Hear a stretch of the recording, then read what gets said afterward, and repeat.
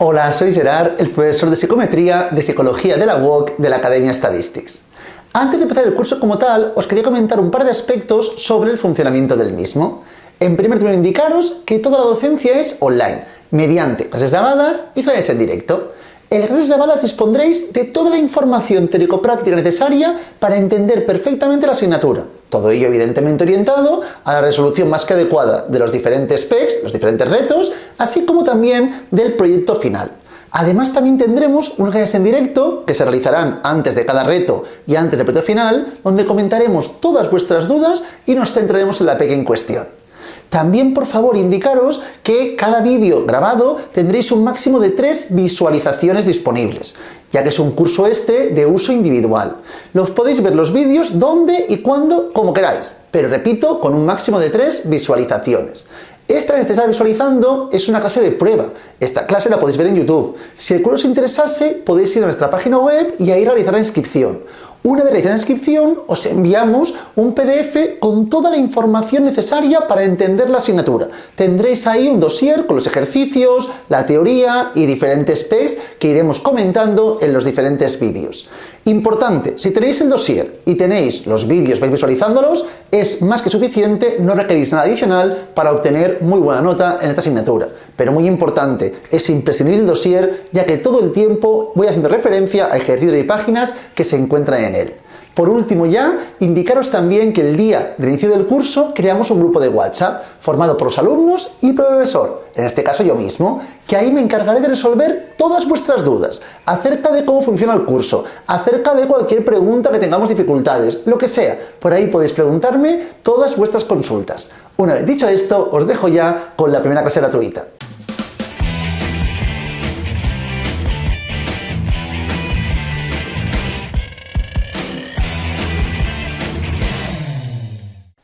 Empezamos con la información correspondiente a la primera PEC.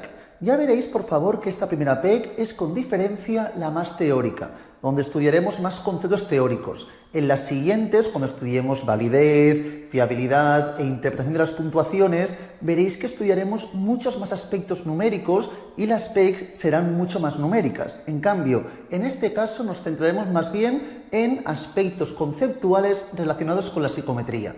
Es como una base para poder luego, posteriormente, entender los siguientes temas.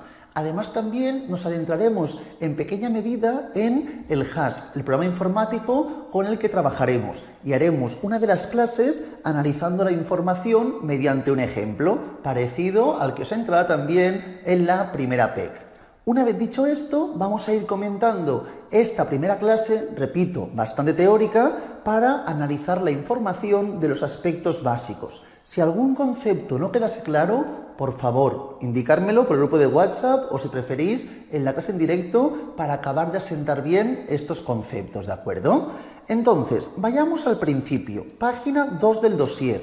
Empezamos definiendo en términos genéricos qué entendemos por psicometría. Luego nos adentraremos en distintas aproximaciones más básicas, pero ahora es una idea muy genérica acerca de la psicometría, ¿de acuerdo? Básicamente entender que la psicometría es una subdisciplina actualmente dentro de la psicología y es primordial. En nuestro caso nos centraremos, como luego explicaremos, en el estudio de los test. Pero en primer término, por favor, vamos a analizar cómo se puede definir actualmente. Disponéis de 5 puntos negrizos en la página 2, parte superior.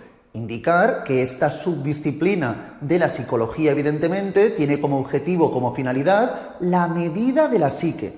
Importante la palabra la medida. Vamos a intentar medir. Generalmente trabajaremos con constructos, que como bien deberíamos saber, son variables no directamente observables. Entonces vamos a intentar medir aspectos que directamente no son observables. Ahí rige la dificultad de esta parte inicial de la asignatura y las posteriores, analizar hasta qué punto nuestra medida sea fiable y válida especialmente, ¿de acuerdo? Entonces, primero, que quiere estudiar la medida de la psique. En segundo término, básicamente la psicometría se basará en, o tiene como objetivo, establecer teorías, métodos y técnicas para esta medida en psicología, ¿de acuerdo? Vinculadas básicamente al desarrollo y la administración del test. métodos, teorías y técnicas para conseguir la medida dentro de la psicología y generalmente en nuestro caso lo trabajaremos vinculados al desarrollo y la administración del test.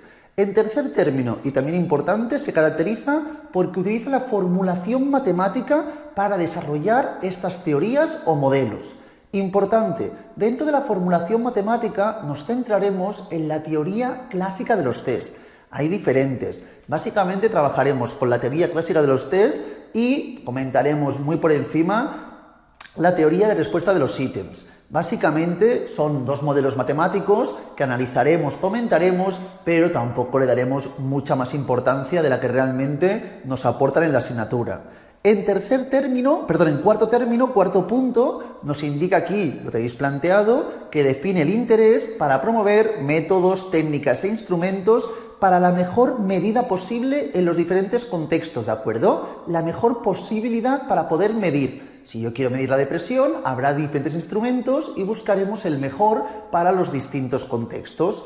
Y por último, y también relacionado con lo que estamos comentando hasta ahora, se ocupa de la medida de forma indirecta, ¿de acuerdo? Generalmente, ¿de qué? De los fenómenos psicológicos. Buscamos básicamente o estudiamos la medida indirecta de los fenómenos psicológicos con el propósito, con el objetivo de proporcionar descripciones, clasificaciones, diagnósticos, explicaciones y a veces hasta predicciones, ¿de acuerdo? Esta es la idea básicamente. Repito, se ocupa de la medida indirecta. ¿Qué quiero decir con indirecta? Lo he comentado anteriormente. Generalmente en psicología no estudiamos aspectos directamente observables, estudiamos constructos. Y por lo tanto, en ese caso, la medida será indirecta de estos fenómenos psicológicos con el objetivo de proporcionar, repito, por favor, descripciones, clasificaciones, diagnósticos, explicaciones y a veces puede llegar a ser hasta predicciones.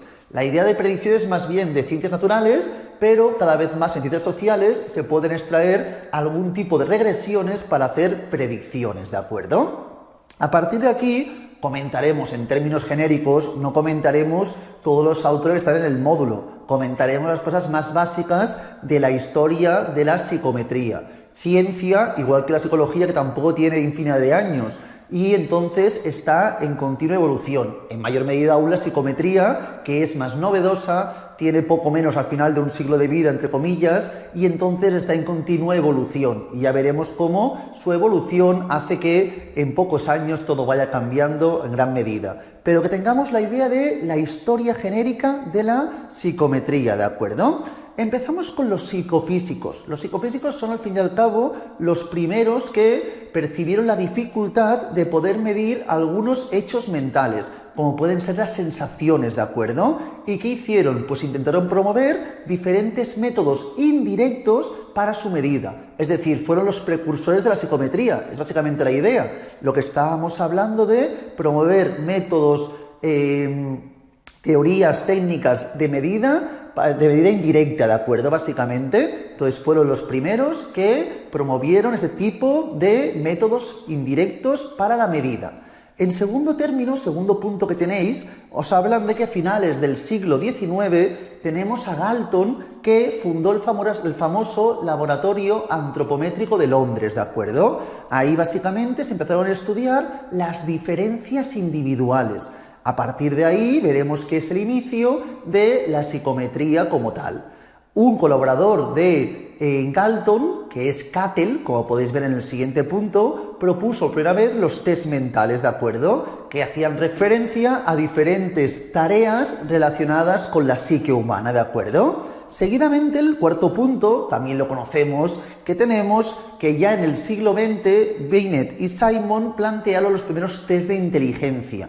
Estos test de inteligencia originalmente se hacían solamente para diferenciar algún tipo de niños con otros, pero básicamente son el inicio de los diferentes test de inteligencia y otros test relacionados con la psicometría que actualmente tenemos. Luego, en el punto ya 5, por favor, tenemos la información correspondiente a los primeros test psicométricos de personalidad. Estos surgen básicamente a partir de la Primera Guerra Mundial, cuando los soldados de Estados Unidos iban a participar en la misma y les hacían diferentes test para analizar si estaban capacitados o no de desarrollar su función en esta Primera Guerra Mundial, ¿de acuerdo? Entonces ahí se empezaron a realizar estos primeros test psicométricos de personalidad.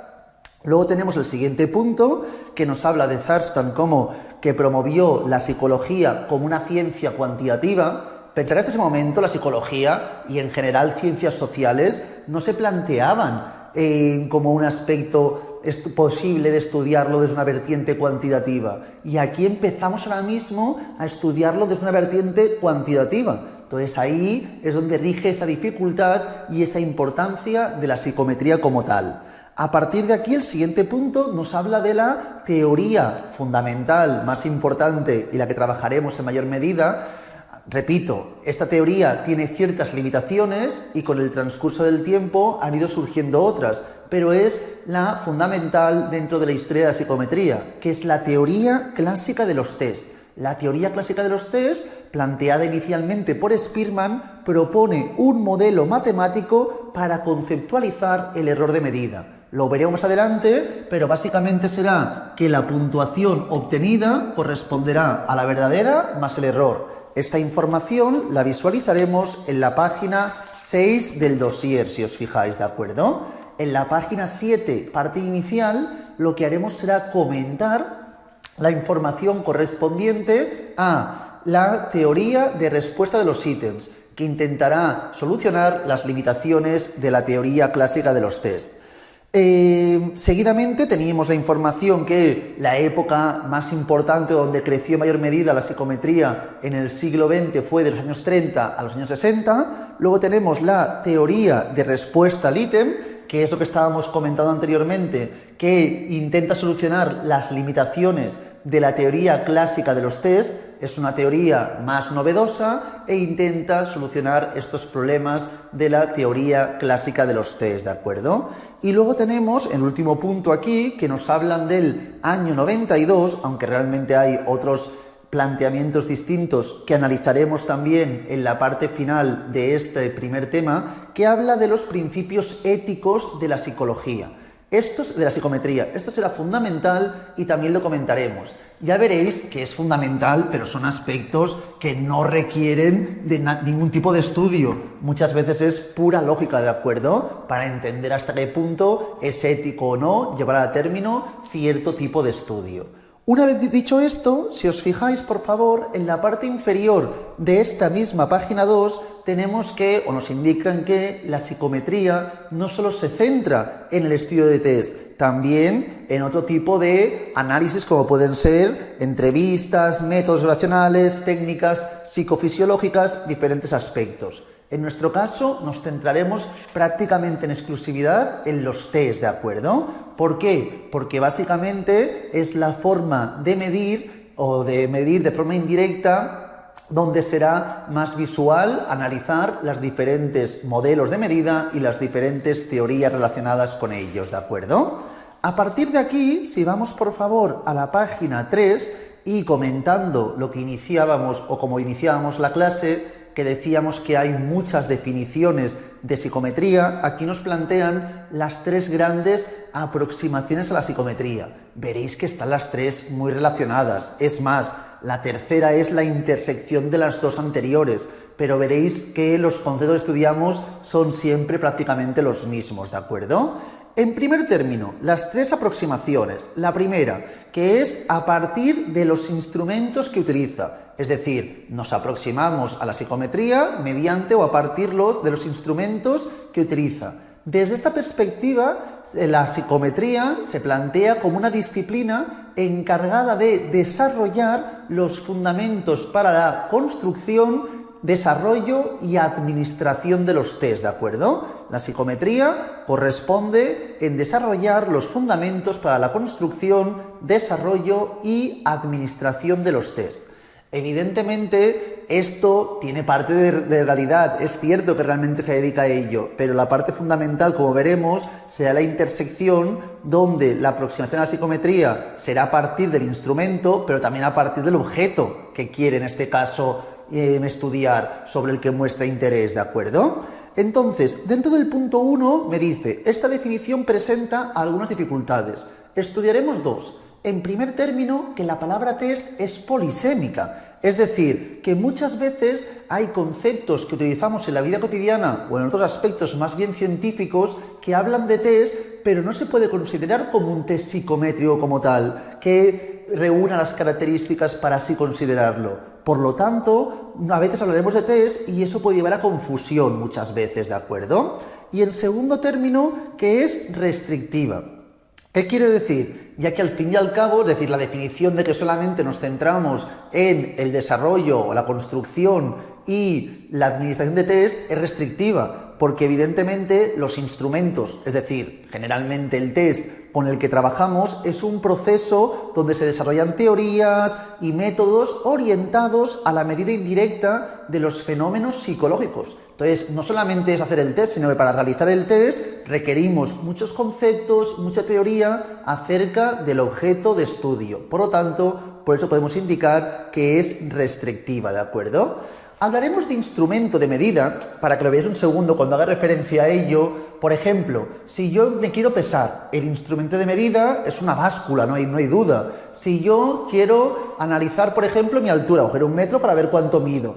Pero cuando yo quiero medir mi temperatura, un termómetro, ¿verdad? Pero si yo quiero medir, por ejemplo, mi depresión, no la puedo estudiar de forma directa, ¿de acuerdo? Entonces el instrumento con el que trabajaremos será el test generalmente, que es en lo que se basa esta asignatura, en estudiar cómo funciona el test y cómo se elabora y cómo se construye el mismo. Pero evidentemente es primordial también la segunda aproximación. Es una aproximación distinta. Esto también está hablando en aspectos históricos. Históricamente, pues se planteaba que el objetivo de hacer el test, luego que la aproximación a la psicometría era a partir del objeto al que somete o aplica su interés.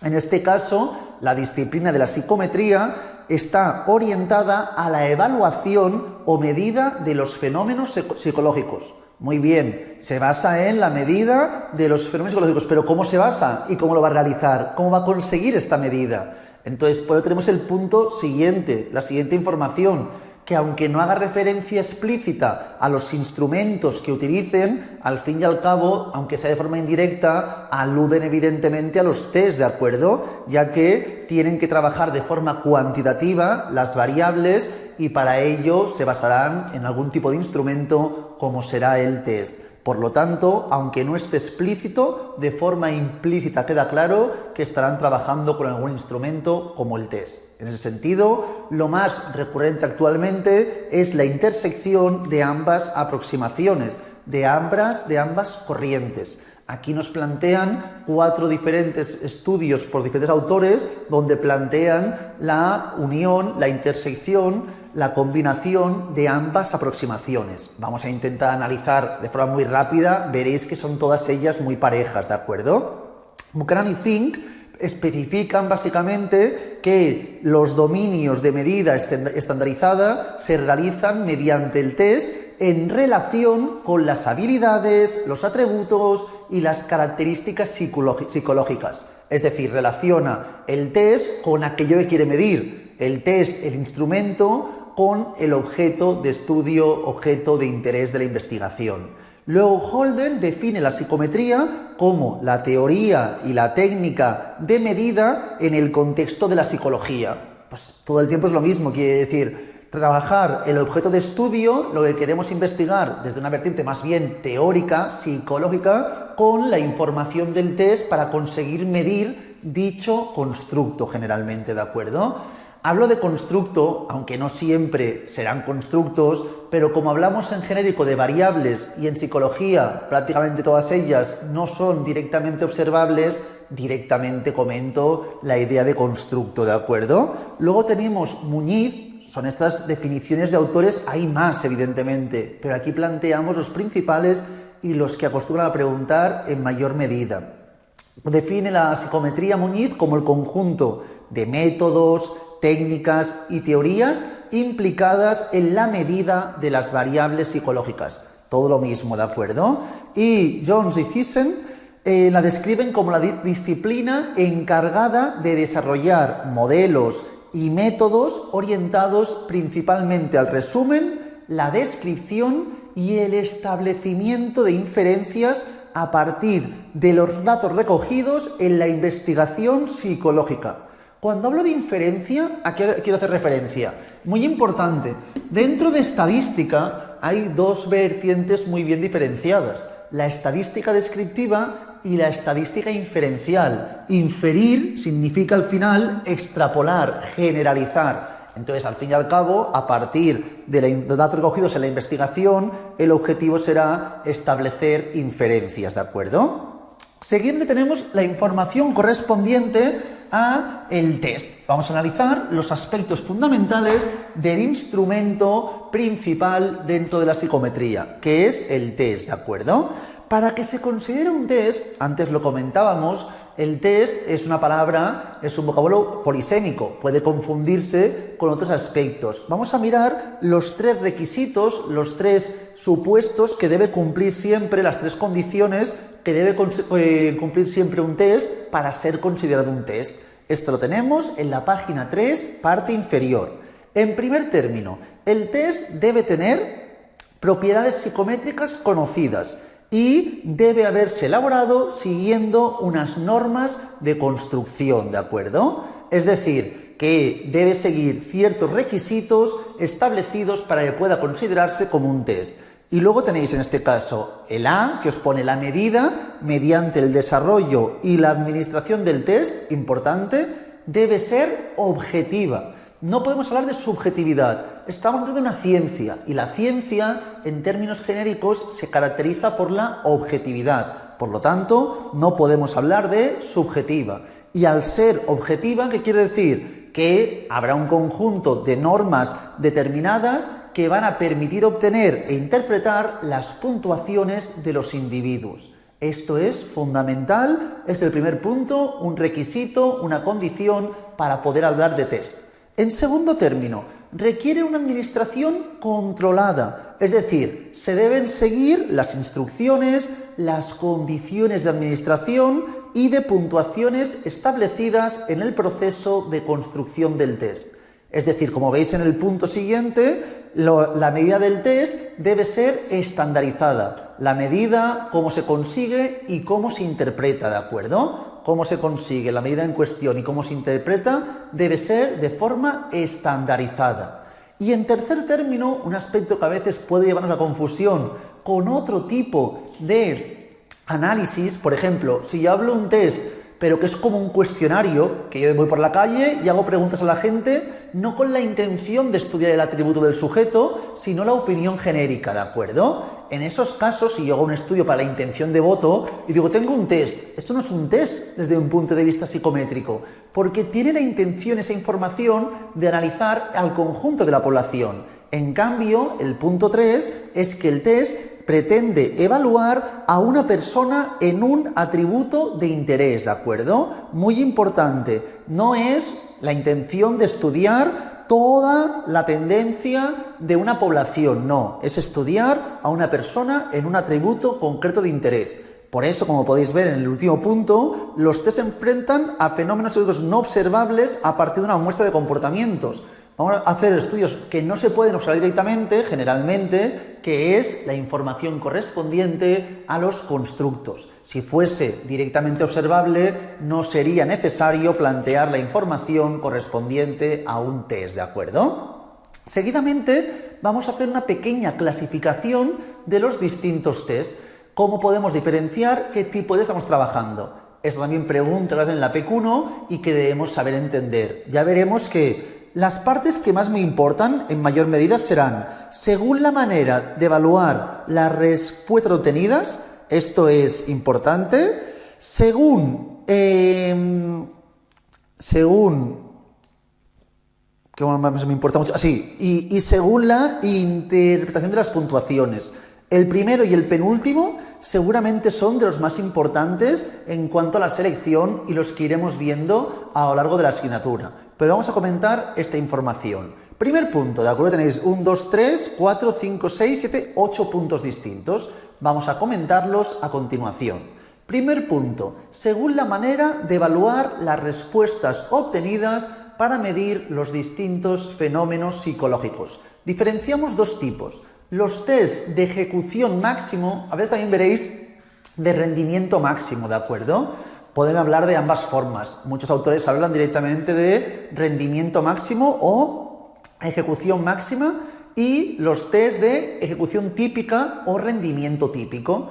Los test de ejecución máxima tienen como objetivo evaluar las habilidades, las competencias, las aptitudes o los conocimientos de los individuos a partir del acierto o la calidad de sus respuestas. Aquí, en los test de ejecución máxima, tendremos respuestas correctas e incorrectas, ¿de acuerdo? Entonces, podremos mirar, esta respuesta es correcta, esta pregunta está mal respondida y así progresivamente. En cambio, en los test de ejecución típica no buscan estudiar la habilidad, la competencia, la aptitud, no. Buscan conocer de manera general la personalidad, las motivaciones, las preferencias, las opiniones o las actitudes de los individuos, ¿de acuerdo? Hacia un determinado aspecto, hacia un determinado objeto de estudio, ¿de acuerdo? Este tipo de test, evidentemente, no tendrá respuestas correctas o incorrectas,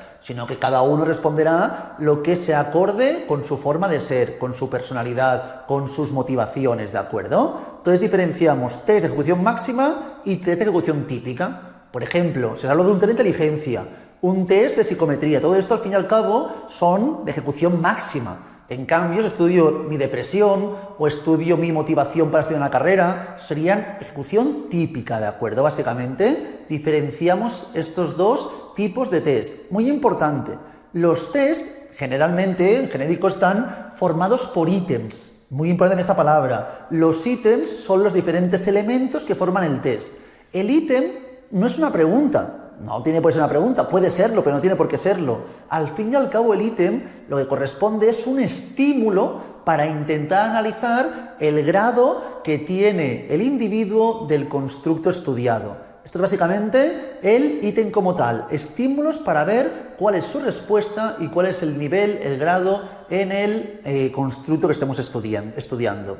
Luego tenemos según el propósito. Aquí básicamente se puede plantear distintos objetivos, ¿de acuerdo? Entonces, aquí básicamente estudiaremos dos, aunque hay muchos más, ¿de acuerdo? Hay muchos más finalidades que puede tener el test, es decir, muchos más propósitos de los que ahora comentaré. Pero fundamentalmente tendremos de test con objetivo o propósito de diagnóstico y de predicción. Los de diagnóstico, evidentemente, están orientados a la evaluación de las condiciones actuales de los individuos, ¿de acuerdo? Para intentar diagnosticar algún tipo de enfermedad o algún tipo de problema psicológico. En cambio, la predicción es cuando se propone relacionar la medida actual con el comportamiento de las personas en situaciones futuras. Básicamente hay muchos más tipos de propósitos del test, pero los fundamentales podríamos indicar que son diagnóstico y predicción. Según el contenido, ¿de acuerdo? Aquí se pueden diferenciar también muchos, pero diferenciaremos tres grandes grupos, ¿de acuerdo? Los test que están orientados a estudiar, analizar habilidades cognitivas, los que son básicamente de personalidad y los que son de actitudes, ¿de acuerdo? Habilidades cognitivas, también denominadas a veces de potencia, que luego lo comentaremos, de personalidad y las de actitudes. Según el tipo de demanda, ¿de acuerdo? Aquí básicamente comentaremos, en primer término, los test de capacidad, que son básicamente aquellos que se presenta una tarea bien delimitada que debe ser resuelta de la mejor manera posible. Test de capacidad, ¿de acuerdo? Aquí, dentro de esta capacidad, diferenciamos dos tipos, y esto me lo preguntan a veces, los test de velocidad y los test de potencia, ¿de acuerdo? En el test de potencia no hay un límite de tiempo, o lo importante no es el límite de tiempo. Por ejemplo, en un examen de la universidad que tengamos que responder 10 preguntas en una hora y en principio hay tiempo para responderlo, si finalmente no consigo responderlo, se supone que es porque no sea respuesta, no porque no haya tenido tiempo, ¿de acuerdo? Es un test de potencia, ¿de acuerdo? Donde el tiempo en principio no es importante. En cambio, en un test de velocidad se establece un tiempo determinado e importante para la ejecución. Aquí básicamente no será importante muchas veces si está bien o está mal, porque muchas serán fáciles, sino la cantidad que conseguimos responder, ¿de acuerdo? Tengo un minuto para responder el máximo posible de preguntas. Me haciendo preguntas y el objetivo es responderlas, evidentemente correctamente, el máximo posible. Eso sería un test de velocidad, cuando el tiempo sí que es primordial. Alguien puede decir, pero en la uni el tiempo también es importante. El tiempo al final es para no ser eterno, pero en principio, cuando hace un examen, en principio está preestablecido que el tiempo es más que suficiente para poder responder todas las preguntas del test, ¿de acuerdo? Estos son los test de capacidad. Según el tipo de demanda, también podemos estudiar los test basados en la observación del comportamiento. Test de capacidad, segundo término, test basados en la observación del comportamiento, que implican básicamente una evaluación de la ejecución de los individuos en un contexto determinado. Implican la evaluación de la ejecución de los individuos en un contexto determinado. Y por último, uno que también a veces nos preguntan, que son los test basados en el autoinforme, ¿de acuerdo? Son aquellos básicamente en que el proceso de medida consiste en preguntar a los individuos sobre un juicio personal sobre su situación personal. Juicio personal sobre su situación personal. Luego tenemos según el formato. Esto bastante sencillo, que son de papel y lápiz, son hechos por ordenador. Los test de manipulación, que se presentan con puzzles o con algún tipo de imagen o alguna serie de objetos, ¿de acuerdo? Y los test de medidas fisiológicas, que es según el formato que tengamos de test y puede haber lo más recurrente, generalmente, o papel y lápiz o por ordenador, ¿de acuerdo? Según el tipo de administración. Pues aquí podemos hacer también diferentes diferenciaciones. Se puede diferenciar individual de grupal, verbal de no verbal. Bueno, individual que tiene que ser evidentemente, no que el test se haga de forma individual, que eso siempre, sino que se puede hacer en una aula con mucha gente o hay que hacerlo de forma individual con un experto analizando las respuestas. Eso es individual o grupal. Luego tenemos verbal o no verbal, que básicamente haría referencia en función si se hace una presentación oral o escrita del test y de las instrucciones. Si todo es de forma oral, es verbal; si es escrito, pues evidentemente es no verbal, ¿de acuerdo? Y luego tenemos los test heteroadministrados o los autoadministrados, teniendo en cuenta si requieren una intervención directa del evaluador en el proceso o no, o lo puede hacer directamente uno mismo, ¿de acuerdo?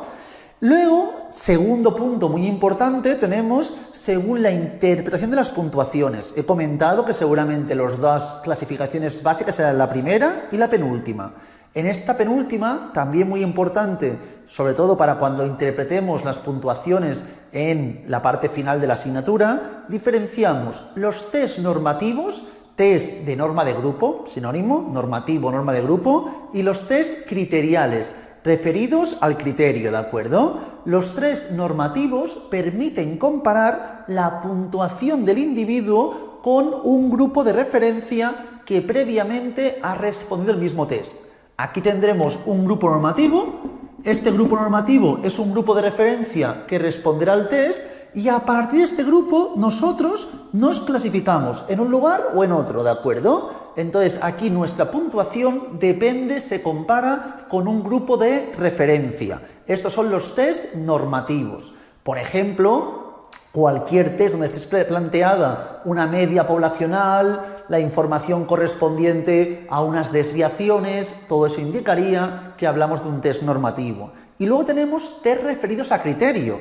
En estos casos, el objetivo básicamente es estudiar el dominio o conocimientos generalmente y no se comparan con el grupo de referencia, sino en función de un grado de este criterio predeterminado generalmente por un grupo de expertos. Un grupo de expertos predeterminan unos valores que corresponden hasta qué punto es capaz o no capaz, suficiente o no el sujeto en cuestión.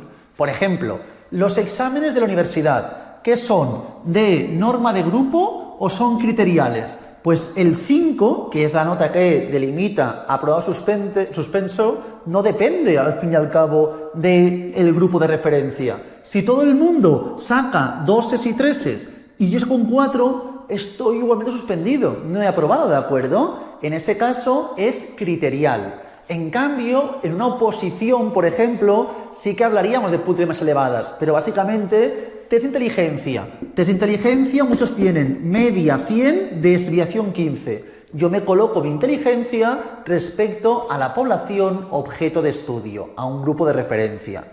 Luego tenemos el último ya, que es según el estatus comercial. Tenemos los test comerciales y los abiertos o no comerciales. Los comerciales requieren pagar por su uso, los no comerciales se pueden utilizar y conseguir sin necesidad de ningún tipo de pago. Y para finalizar la clase de hoy, ya en la siguiente nos adentraremos en la información de la teoría clásica de los test, vamos a estudiar los diferentes modelos de medida en psicometría. Esto no me importa en exceso, no lo acostumbran a preguntar mucho, pero repito, si alguien tiene más dificultades en conceptos matemáticos muy básicos, nos vayan para tener una base genérica sobre lo que estamos estudiando, ¿de acuerdo? Entonces, modelos de medida psicométrica. Básicamente, en este caso, nos centraremos en 3 tipos, ¿de acuerdo? Fijaos y pensad, por favor, que esto es primordial dentro de la psicometría. ¿Por qué motivo? Porque muchas veces trabajamos con medidas indirectas. No podemos medir de forma directa el objeto de estudio y por eso es fundamental tener en consideración los diferentes modelos de medida. Comentaremos, en primer término, el modelo representacional, ¿de acuerdo? Que en este caso define la medida como el proceso de asignación de números a objetos a partir de unas reglas, de modo que reflejen relaciones empíricas entre los objetos. Asignamos unos números a objetos a partir de unas reglas, que ahora explicaremos, y estas reflejan relaciones empíricas entre los objetos. Estas relaciones, muy importantes, quedarán representadas por las propiedades de los números, ¿de acuerdo? Pero no se centran exclusivamente en la aditividad. Es decir, 1 más 2 no tiene por qué ser 3. Ahora comentaré esta información, ¿de acuerdo? Entonces, tenemos 2 puntos. Primer punto, medir no sería únicamente cuantificar, sino que, y muy importante, la representación numérica de los hechos empíricos puede ser o se estudia en un sentido amplio y daría como resultado 4 escalas planteadas por Stevens, ¿de acuerdo?, que son las 4 escalas fundamentales dentro de la medida. Entonces, ¿qué escalas de medida tenemos? Según Stevens y según este concepto de la medida representacional, el modelo representacional, tenemos la escala nominal, la escala ordinal, la escala de intervalo y la escala de razón. Esto deberíamos saberlo ya, pero lo comento muy rápido, ¿de acuerdo? En la escala nominal serán aquellas variables cualitativas. No sé si recordamos tipos de variables, pero un segundo os lo explico. Diferenciamos básicamente las variables qualis, que son las categóricas, de las cuantitativas, que son las numéricas. Las variables cualitativas se caracterizan porque hacen referencia a atributos. Estos atributos no son numéricos, pero muchas veces, y como veréis en la base de datos, trabajamos con números. Por ejemplo, el género. Género puedo poner 1 hombre, 2 mujer, 3 otros, por ejemplo, ¿de acuerdo? O puedo hablar del color de pelo. 1 morenos, 2 castaños, 3 pelirrojos, 4 rubios, 5 tal, 6 otros. Entonces, se puede plantear números asociados a información. Y lo que decía, no es aditivo. Rubio más castaño no es pelirrojo, ¿de acuerdo? Entonces, no puedo ir sumando valores. O rubio, si es 2 y castaño es 4, castaño no es el doble que rubio. Entonces, este concepto no me serviría de aditividad. Es más para poder clasificar la información y tiene que estar bien estipulado. En las escalas nominales, que son aquellas variables qualis donde las categorías no están jerarquizadas, No hay una jerarquía, no hay un orden preestablecido. Por ejemplo, lo que decíamos, color de pelo, moreno, rubio, castaño. A lo mejor alguien prefiere ser rubio, pero no está preestablecido que sea mejor ser rubio que castaño o al contrario, ¿de acuerdo? Entonces, en estas, el número solamente es una etiqueta, solo sirve para poder clasificar esta relación empírica entre las diferentes categorías. En cambio, ordinal es cuando tiene un orden, lo dice la palabra, escala ordinal. Por ejemplo, si hablo de nivel de estudios, primario, secundario, universitario, doctorado, ahí habría un orden preestablecido. Entonces, aunque hablemos de variables qualis, aquí podríamos poner 1, nivel primario, 2, estudios secundarios, 3, universitarios. ¿Quiere decir que el 2 es el doble que el 1? ¿Que 1 más 2 es 3? No, no hay aditividad, pero aquí el número no solo clasifica, sino que también indica un orden, ¿de acuerdo? Luego tenemos escala de intervalo. Intervalo y razón son más bien para variables cuantitativas. En escala de intervalo sí que tendremos ahí un orden numérico y tendrá más sentido que anteriormente. Pero, a diferencia de la de razón, en la escala de intervalo, el 0 es un 0 arbitrario. El 0 es un 0 relativo. Por ejemplo, si os hablo de la temperatura, el 0 grados, dependiendo en qué escala estemos trabajando, Celsius, Fahrenheit, tendrá un valor distinto. Generalmente, prácticamente todos los test dentro de psicometría, muchos de ellos, la depresión, la felicidad, muchos de ellos, el 0 como tal no existe. ¿Qué es 0 depresión? Entonces, es como complicado. Entonces, muchos test no tienen ni 0, fluctúan de 10 a 50, por ejemplo, ¿de acuerdo? Entonces, son escalas de intervalo, escalas planteadas por distintos autores, donde el 0 y la unidad es arbitraria, planteada por el mismo autor. En cambio, las escalas de razón, que son más bien propias de las ciencias naturales, el 0 sí que es un 0 determinado, no es arbitrario, ¿de acuerdo? El 0 indica la ausencia de la característica, como puede ser, por ejemplo, si hablo del peso, 0 kilos, no pesas nada, no existe, ¿de acuerdo? Al fin y al cabo. Entonces, estas escalas, lo que quiero que veáis, que mediante los números, aquí, aquí, aquí y aquí, trabajamos con números, pero el significado es distinto según las relaciones empíricas entre los objetos, ¿de acuerdo? A partir de aquí tenemos el segundo punto negrizo del modelo representacional, que nos indica que el debate sobre la estadística permitida. Es decir, aquí tenemos modelo representacional y modelo operacional. El modelo operacional, que ahora lo explicaremos, no establece restricciones entre operaciones estadísticas admisibles.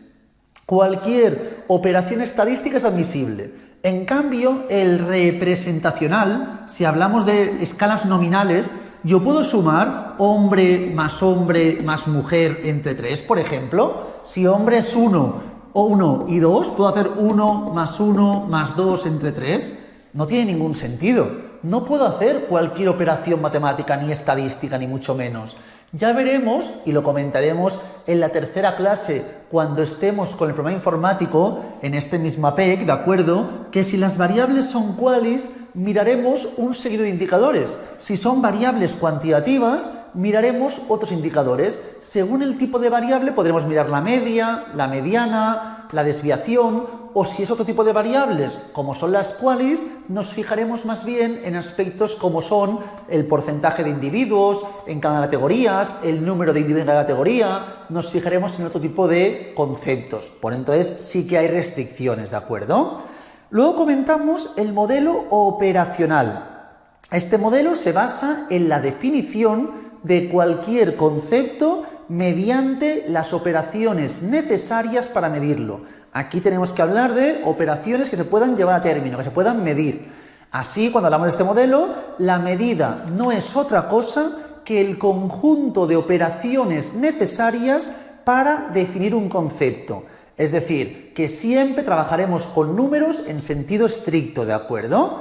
Entonces, a diferencia del anterior, como podéis ver, en este modelo se encuentra el requisito según el cual los números representan o no un sistema de relaciones empíricas.